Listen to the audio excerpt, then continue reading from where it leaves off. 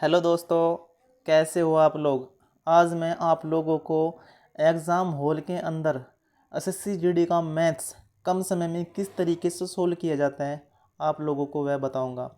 हर questions को हल करने के कई तरीके होते हैं, जो सबसे बेस्ट होगा आप लोगों को वही बताऊंगा। करंट में जितने भी एग्ज़ाम हुए हैं आप उनका सॉल्यूशन इस चैनल की प्लेलिस्ट में जाकर देख सकते हैं।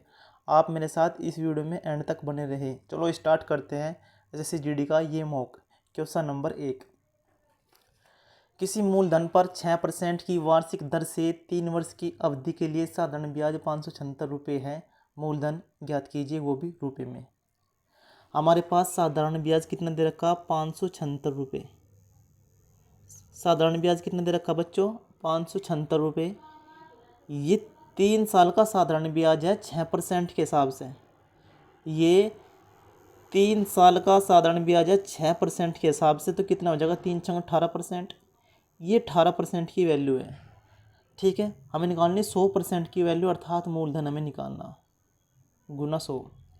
18 से काट दो 576 को, 18 3 54 और 18 दूनी 32। और जब मैं 32 की 100 में मल्टीप्लाई करता हूँ तो 3200 इस क्वेश्चन का आंसर आ जाएगा, जो कि ये रहा। Question number 2। पेट्रोल के मूल्य में प्रति लीटर 50% की वृद्धि होती है। इसकी खपत में कितने प्रतिशत की कमी कर दी जाए कि इस पर होने वाले व्यय में केवल 11% की वृद्धि हो। केवल 11% की वृद्धि हो। कितने की वृद्धि, केवल 11% की। 11% की वृद्धि करनी, तो 11% की जब वृद्धि करते हैं तो कितना हो जाएगा, 111। और पेट्रोल का मूल्य कितना है, 50% की वृद्धि कर देंगे तो 150। खपत में कमी करनी, तो 150 में से 111 गए, कितने बच गए भाई, 10 मत 1 गा 9 और 4 मत 1 गए 3, ये बच गए 39 बटे में 150 और गुना 100%। तो यहाँ से खपत में प्रतिशत की कमी आ जाएगी भाई, यहाँ लगा दे वरना परसेंटेज का चिन्ह। 0 से 0 काटती, 5 3 15 और 5 दूनी 10। 3 से जब मैं 39 को काटता हूँ, 13 3 39, और 13 की जब मैं 2 में मल्टीप्लाई करता हूँ, 13 दूनी 26। 26% इस क्वेश्चन का आंसर आ जाएगा। Question number 3। मूल्यांकन कीजिए, हमें मूल्यांकन करना है। 16 + 12 तकसीम 4 - 3 गुना 4। तो सबसे पहले मैं तकसीम करता हूँ 12 और 4 को। 12 और 4 के बीच तकसीम का चिन्ह है। जब मैं 12 को 4 से डिवाइड करता हूँ तो कितना आ जाएगा, 3। और 16 में 3 जोड़े कितना आ जाएगा, 19 माइनस। और 3 की जब मैं 4 में मल्टीप्लाई करूँगा, 3 चौक 12 और 19 में से 12 गए, कितने बच गए, 7। तो 7 इस क्वेश्चन का आंसर आ जाएगा, जो कि ये रहा। Question number 4। एक कार्य को 16 दिन में कर सकता है और बी उसी कार्य को 12 दिन में कर सकता है। सी की सहायता से उन्होंने कार्य को 4 दिन में पूरा कर लिया। सी अकेले उसी कार्य को कितने दिन में कर सकता है। 16 और 12, सबसे पहले टोटल वर्क निकालो। 16 और 12 इनका एलसीएम लेके कितना आ जाएगा, 48। 48 ऐसी संख्या है जो 16 से भी कटती है और 12 से भी कटती है। तो 16 3 48, ए की एफिशिएंसी आ गई 3 और 12 चौक 48, बी की एफिशिएंसी आ गई 4। और सी की सहायता से 4 दिन में कर रहे। अगर सी की सहायता से 4 दिन में कर रहे तो सी की एफिशिएंसी कितनी आ जाएगी, 4 3 7 5 12, क्योंकि 12 चौक 48, तभी तो 4 दिन में काम कंप्लीट होगा। 12 चौक 48, तो सी की एफिशिएंसी 5 आ गई। अगर सी की एफिशिएंसी 5 आ गई और सी अकेले 48 कार्यों कितने दिन में करेगा, सी की एफिशिएंसी 5 है तो 48/5 दिन में कर लेगा, जो कि ये रहा। Question number 5। Question number 5। Shivam Rupesh Mandar का औसत वजन 40 kg है। यदि शिवम और रुपेश का औसत वजन 39 kg है और रुपेश और मंदार का औसत वजन 48 kg है, तो रुपेश का वजन ज्ञात कीजिए। हमारे पास शिवम और रुपेश का वजन कितना दे रखा, शिवम और रुपेश 2 बच्चे हैं, इनका औसत वजन दे रखा हमें 39 kg। शिवम प्लस रुपेश, इनका औसत वजन दे रखा 39 kg। तो रियल वजन कितना आ जाएगा, 39 दूनी 78। 2 बंदे हैं तो रियल वजन 39 दूनी 78। इसी तरीके से रुपेश और मंदार इनका औसत वजन कितना दे रखा भाई, 48 kg। रियल वजन आ जाएगा 48 दूनी 96। ठीक, इसमें से माइनस करना इनके योग से, क्या, तीनों का। तीन कौन कौन है, शिवम प्लस रुपेश प्लस मंदार, तीनों का माइनस करना। 46 गुना 3, अगर 46 की 3 में मल्टीप्लाई करता हूँ, क्योंकि इनका औसत है, रियल हो जाना जाएगा 46 गुना 3, 3 छंग 18, हासिल 1, 3 चौक 12, 13, 138, यू माइनस करना भाई। 78 और 96 कितने होते हैं, 8 से 14 का 4 का, हासिल 1, 9 7 16 1 17, 174 माइनस 138। 174 में से जब 138 माइनस करता हूँ तो 36 इस क्वेश्चन का आंसर आ जाएगा। ज़बरदस्त। क्वेश्चन नंबर 6, क्वेश्चन नंबर 6 बड़ा ही इंपॉर्टेंट है, वेरी वेरी इंपॉर्टेंट है। एक कस्बे की वर्तमान जनसंख्या 1,10,000 है तथा जो प्रतिवर्ष 25% की दर से बढ़ रही है। 3 वर्ष पूर्व तथा 2 वर्ष पूर्व की जनसंख्या में अंतर ज्ञात करना है। देखो 1,10,000 ये कस्बे की जनसंख्या, यहाँ तक किसी बच्चे को कोई दिक्कत। 25% की दर से बढ़ रही, 3 वर्ष पूर्व और 2 वर्ष पूर्व की जनसंख्या के बीच अंतर बताना। देखो 25% की फ्रैक्शन वैल्यू होती है 1/4, लेकिन बढ़ रही है तो कितना हो जाएगा 5/4। यहाँ तक कोई दिक्कत। अगर हम 3 साल पर जाए तो 5 घन 125 और 4 घन 64, ये 3 साल की बात है। इसी तरीके से 25% की फ्रैक्शन वैल्यू कितनी होती है 1/4, बढ़ रही तो 5/4। अगर हम 2 साल की बात करें तो 5 वर्ग 25 और 4 वर्ग 16। लेकिन अगर हमें पूर्व की निकालनी तो रिवर्स करना पड़ेगा इनका, और इसका डिफरेंस लेना पड़ेगा।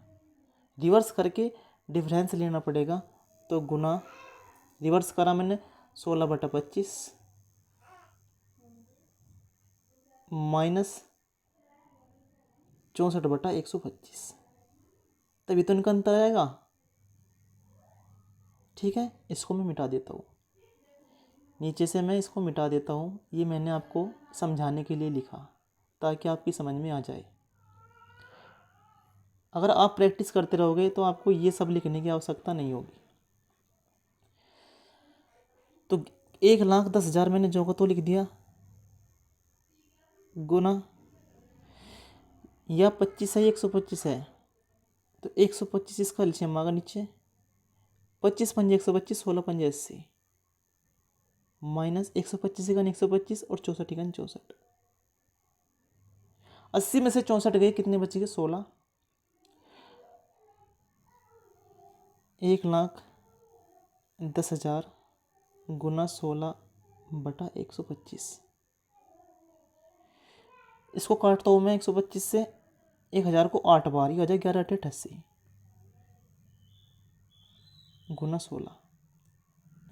880 की जब मैं 16 में मल्टीप्लाई करता हूँ, 0, 16 7 112, 16 8 128, हासिल 12, 16 8 128 और 12 140, तो 14,000 इस क्वेश्चन का आंसर आ जाएगा। ज़बरदस्त। क्वेश्चन नंबर 7, मूल्यांकन कीजिए। देखो मूल्यांकन करना बड़ा ही आसान होता है, थोड़ा सा ध्यान से करना है। सबसे पहले 12 को 3 से डिवाइड करना है तो कितना आ जाएगा 4, 3 चौक 12, और 4 जब हम 16 में ऐड करते हैं तो कितना आ जाएगा 20, माइनस, उसके बाद 4 की 3 में मल्टीप्लाई करते हैं, 4 थी 12, और 20 में से 12 गए मेरे भाई, कितना बचेगा 8। तो 8 इस क्वेश्चन का आंसर आ जाएगा, जो कि ये रहा। क्वेश्चन नंबर 8, क्वेश्चन नंबर 8, पीतल से बने एक अर्धगोलाकार कटोरे की आंतरिक त्रिज्या 3.5 सेंटीमीटर है। 4 रुपये प्रति सेंटीमीटर स्क्वायर की दर से इसके अंदर टीन चढ़ाने की लागत ज्ञात कीजिए। जब भी हम बाहर या अंदर कहीं पर भी टीन चढ़ाते या कुछ भी कार्य करते हैं तो हमें उसका वक्रपृष्ठ निकालना होता है। अर्धगोला है तो अर्धगोले का वक्रपृष्ठ का फार्मूला होता है 2πr²। 2πr²। मेरे भाई जो आंसर होगा हमेशा 11 का मल्टीपल होगा, क्योंकि पाई के अंदर 11 छिपा हुआ है। पहली बात तो ये, क्या ऑप्शन पहला 11 का मल्टीपल है? नहीं। कैसे चेक किया मैंने? अभी बताता हूँ आप लोगों को। अगर सम और विषम स्थानों का अंतर 0 या 11 है तो वो संख्या 11 से कटेगी। 8 और 3 11, 11 में तो 2 गए 9, ये 11 से नहीं कटता। 8 और 3 11, 11 में 4 गए 7, ये 11 से नहीं कटता। 8 और 3 11, 11 में से 0 गए 11, ये 11 से कटता है। 8 और 3 11, 11 में से 10, ये 11 से नहीं कटता। मुझे आगे सवाल करने की आवश्यकता नहीं है अगर मुझे ये बात मालूम है। अगर आपको फिर भी बेसिक से बनाना है तो आप इस तरीके से बना सकते हो। आपको फॉर्मूले में मान रखना है 2 गुना पाई का मान 22/7। और कितनी दे रखी है? 3.5। 3.5 को मैं ऐसे लिख सकता हूँ 7/2, जिससे क्वेश्चन आसान हो जाए। 7/2 ये आएगा हमारा वक्र पृष्ठ। और 4 रुपये प्रति सेंटीमीटर स्क्वायर के हिसाब से इसकी लागत निकल के आ जाएगी मल्टीप्लाई 4। 7 से 7 कटेगा भाई, और 4 से नीचे से 2 जो 2 दूनी 4 कटेगा, तो 22 7 154 गुना 2। तो 154 गुना 2 बराबर कितना होता है?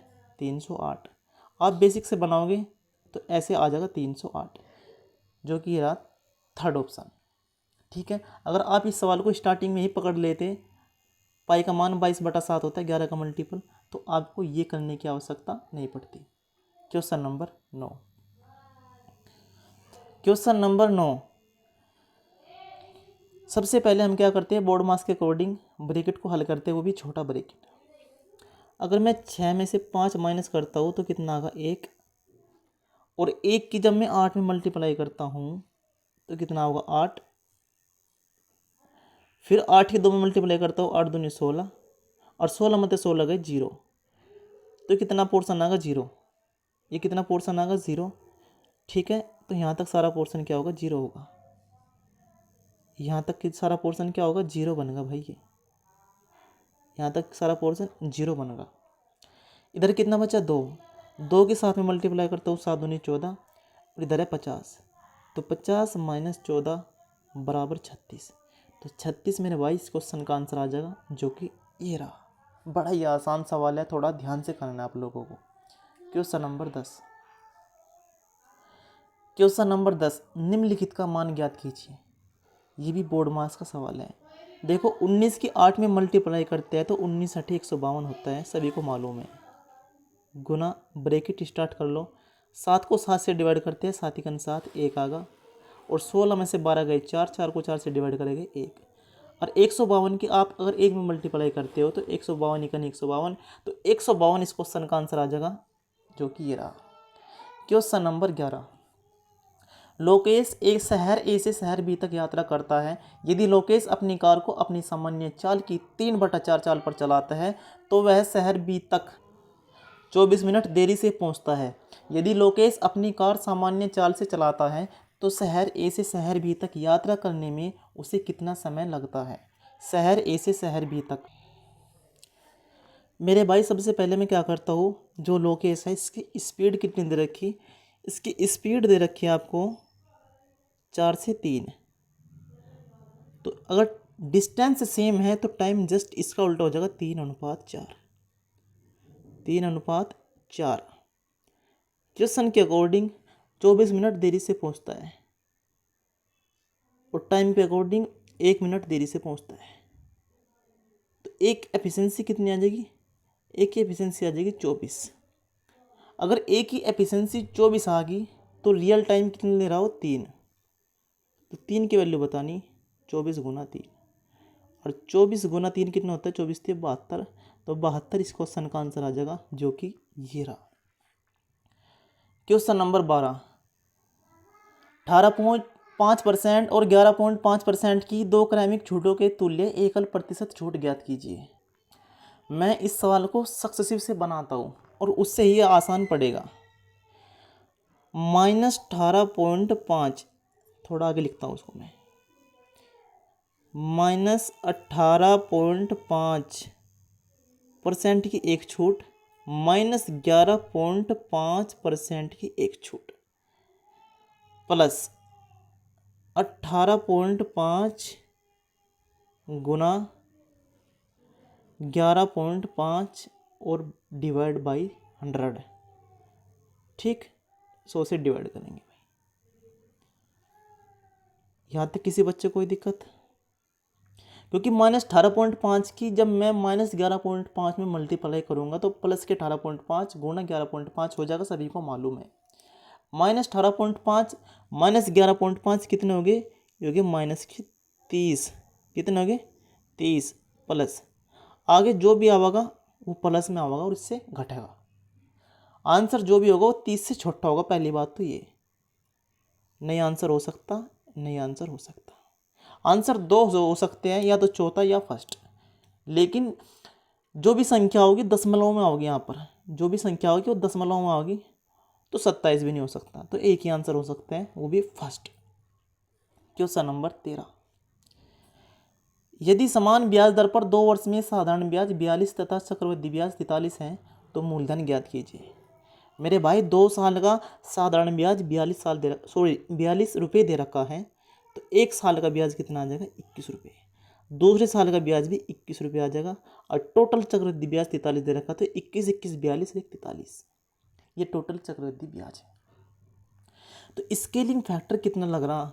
21 का 1/21 ही तो हो रहा भाई। 21 का अगर 1/21 निकालते हो तभी तो 1 बन रहा। तो 1/21 किसके बराबर है? यह है 21 के बराबर। तो 1 की वैल्यू निकालनी, तो 1 की वैल्यू कितनी आ जाएगी? 21 इधर चल जाएगा क्रॉस में, तो 1 की वैल्यू आ जाएगी यहाँ से 21 गुना 21, और 21 गुना 21 कितना होता है? 441। तो 441 इस क्वेश्चन का आंसर आ जाएगा मेरे भाई। आप सोचते होगे एक क्यों निकल रहा? एक ही तो अपने आप में 100% होता है, एक ही तो अपने आप में 100% होता है। तो मुझे 100% ही की वैल्यू निकालनी थी, अर्थात मूलधन निकालना था। Question number 14। एक व्यक्ति किसी वस्तु को 217 में बेचता है जिससे उसे 8.5% का लाभ प्राप्त होता है। वस्तु का क्रय मूल्य कितना था? देखो 217 रुपये जो है इसका सेलिंग प्राइस है। सेलिंग प्राइस का मतलब जिसमें बेच रहा। 8.5% का लाभ हो रहा, तो बेच कितने की रखी? 108.5 की, 108.5 की बेच रखी। वस्तु का क्रय मूल्य हमेशा 100% होता है, 100% की वैल्यू पूछी। ये इसका डबल हो रहा भाई, 108.5 का डबल करेंगे तो 217 होगा। क्या हो रहा है? इसका डबल हो रहा है, ठीक है। और 2 की जब मैं 100 में मल्टीप्लाई करता हूँ तो 200 इस क्वेश्चन का आंसर आ जाएगा, जो कि ये रहा। बड़ा ही आसान क्वेश्चन है। Question number 15। यदि x और y व्युत्क्रमानुपाती है तो निम्नलिखित में से कौन सा सही है?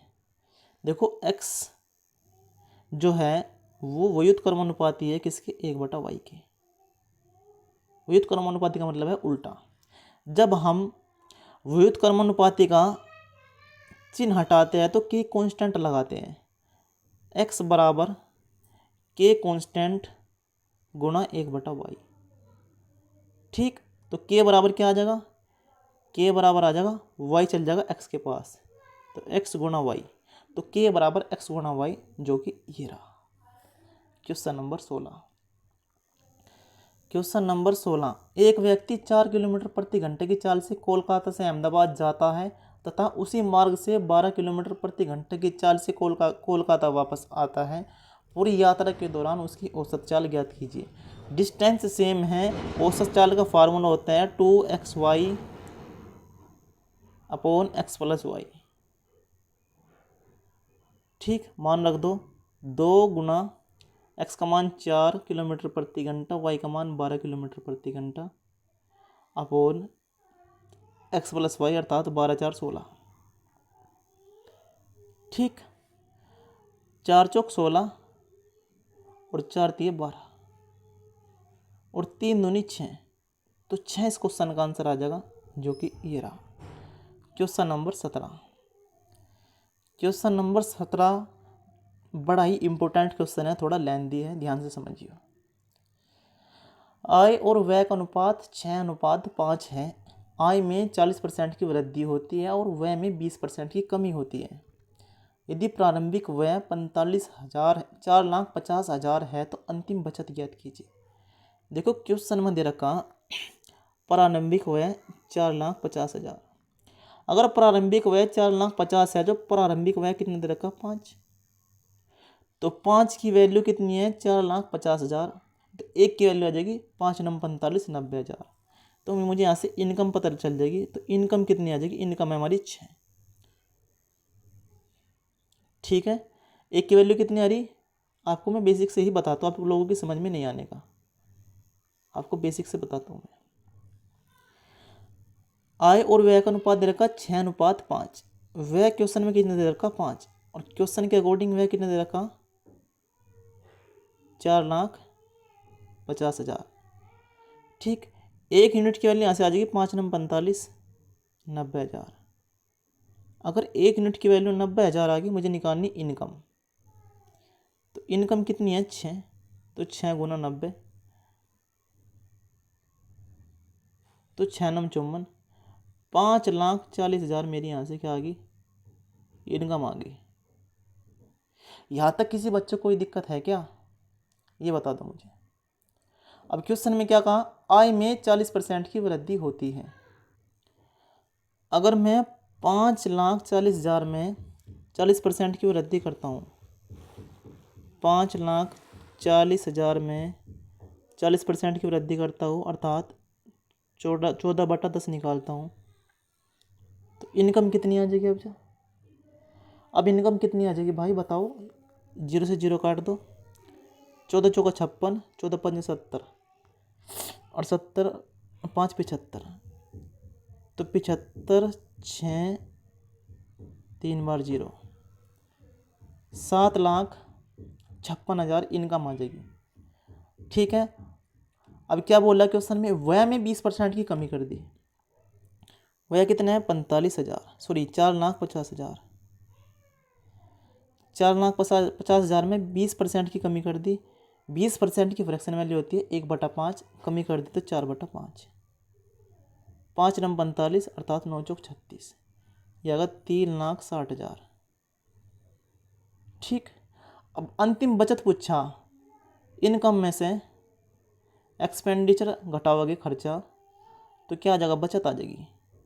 घटा दो, 0 0 0 6, 15 में 6 गए 9, और 6 में 3 गए 3, तो 3,60,000 इस क्वेश्चन का आंसर आ जाएगा। क्वेश्चन नंबर 18, केतन ने एक शर्ट खरीदी और उसे महेश को 5% लाभ पर बेचा। महेश ने उसे डेविड को 24% की हानि पर बेचा। यदि डेविड ने 3990 का भुगतान किया तो केतन द्वारा खरीदी गई शर्ट का क्रय मूल्य ज्ञात कीजिए। हमें निकालना सीपी, कॉस्ट प्राइस क्रय मूल्य। क्वेश्चन में क्या बोलना, 5% लाभ पर बेचा।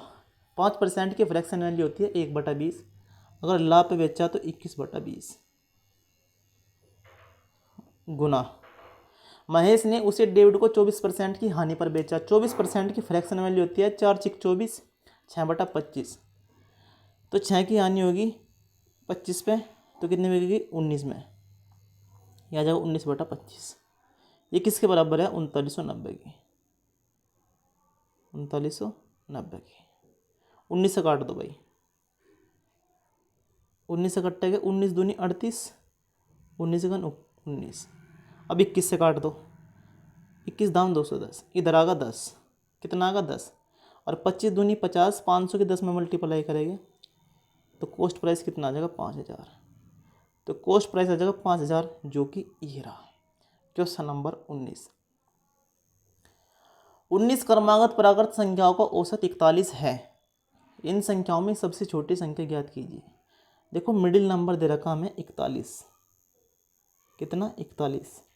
19 प्राकृतिक संख्या है, 19 प्राकृतिक संख्या है, ठीक है। तो 9 इधर है, 9 इधर है, ठीक है। अगर 9 इधर है, 9 इधर है, तो सबसे छोटी पूछा, तो सबसे छोटी पूछा तो 41 में से 9 माइनस कर देंगे तो कितना आ जाएगा 32, कितना आ जाएगा 32। तो 32 इस क्वेश्चन का आंसर आ जाएगा, जो कि ये रहा। ठीक है भाई, कोई दिक्कत।